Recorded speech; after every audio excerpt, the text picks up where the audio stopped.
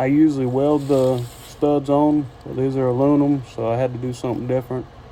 This just keeps the studs from spinning after you put the nut on top of them, because you can't get back there to reach them.